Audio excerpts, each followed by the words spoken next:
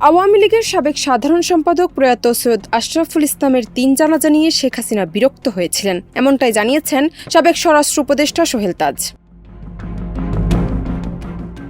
৩ জানুয়ারি সন্ধ্যায় হাটে হাড়ি ভাঙ্গা প্রথম পর্ব শিরোনামে নিজের ভেরিফাইড ফেসবুক আইডিতে দেওয়া এক পোস্টে এসব কথা বলেন তিনি। সোহেল তাজ তার পোস্টে বলেন, সৈয়দ আশরাফের ৩টি জানাজা হবে শুনে তৎকালীন আওয়ামী লীগ সভাপতি এবং প্রাক্তন প্রধানমন্ত্রী শেখ হাসিনা বিরক্তি প্রকাশ করেছিলেন। তিনি সাধারণ সম্পাদক ওবায়দুল কাদেরকে ধমক দিয়ে বলেছিলেন, ও এত বড় কি হয়ে গেল যে ৩টা জানাজা পড়তে হবে।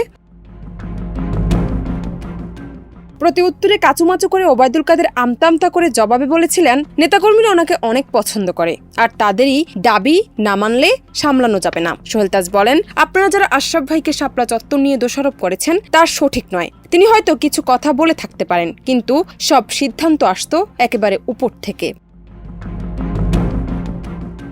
পোস্টের শেষে সোহেল তাজ লিখেছেন, আওয়ামী লীগে ব্রেইন ওয়াশড, নষ্ট, পচানীতি বা আদর্শ বিচ্যুত লুটেরা, খুনি, হত্যা, গুম, নির্যাতনকারীদের সমর্থক সকলকে বলবো অনতি বিলম্বে আমার এই ফেসবুক পেজটি আনফলো করতে, আর অনুরোধ থাকবে নিজের বিবেককে জাগিয়ে আত্মোপলব্ধি, আত্মসমালোচনা করে অনুশোচনা করার।